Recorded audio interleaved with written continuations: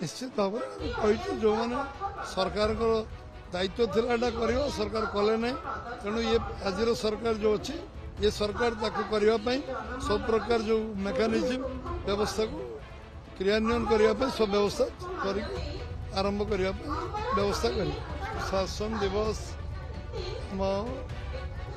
भारत रत्न अटल बिहारी वाजपेयी ये 25 तारीख जन्म जयंती शताब्दी समारोह अवसर में आमर 2014 रु आरंभ हो सुशासन दिवस केंद्र सरकार यशस्वी प्रधानमंत्री नरेंद्र भाई मोदी नेतृत्व में सरकार गठन पर 25 डिसेम्बर को आम सुशासन दिवस पालन करुचु ये जन्म जयंती शताब्दी समारोह आम पूरा वर्षव्यापी कार्यक्रम हम सुशासन पदयात्रा प्रधानमंत्री सड़क योजना रे सबु विधानसभा विभिन्न रास्तार हम कार्यक्रम को वर्ष सारा उद्देश्य विभिन्न जगार विभिन्न कार्यक्रम हम विषय चर्चा आलोचना हम विभिन्न प्रबंध प्रतियोगिता हम स्कूल कॉलेज पिला ये हम ये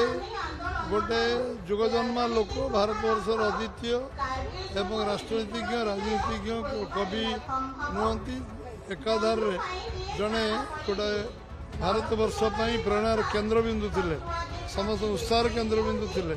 भारतवर्षर भित्ति प्रस्तर स्थापन कर भित्तिभूमि स्थापन कर अद्वितीय नेता थे जी जड़े स्टेट्समैन थे विषय आज जिते कहले कम हम आज अवसर आम आज ब्रह्मपुर पूर्णांग प्रतिमूर्ति उन्मोचन कर फेरुचे सका एवं आज ये कार्यक्रम गोटे वर्षव्यापी चलो वर्षे भितर 140 कोटी लोक हृदय सम्राट अटल बिहारी वाजपेयी जहाँ को आम भारत रत्न उपाधि विषय वर्षव्यापी विभिन्न कार्यक्रम आम दल तरफ केंद्र सरकार तरफ राज्य सरकार तरफ सबू जगार आयोजन ग्रामांचल बंद हम आज बूथ स्तर में अटल बिहारी वाजपेयी सुशासन दिवस एवं जन्म जयंती शताब्दी समारोह सब जगह अनुष्ठित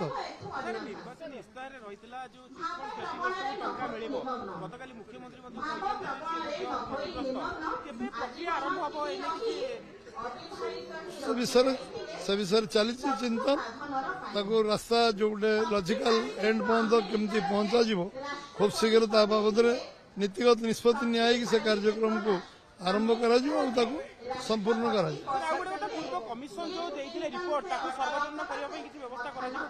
सरकार से विषय अनुध्यान करगुड़िक केमती प्लेस हम टेबुल हम उपस्थापन करा व्यवस्था सरकार चिंता कर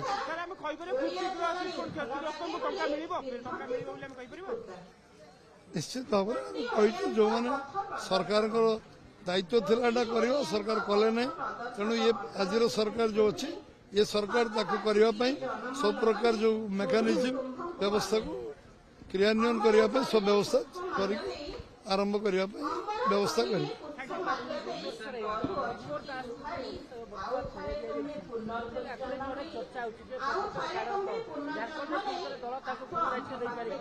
फेरे दिखाई जो शब्दटा तो उड्र आगे करवा दरकार सेमती प्रश्न पचारे उत्तर मुझे किसी देवी निर्माण केंद्रीय स्तर में राज्यपाल सहित केंद्र स्तर आलोचना चर्चा कराई किसी बृहत्तर स्वार्थ दृष्टि कौन से दायित्व देवे से विषय चिंतन किसी केंद्र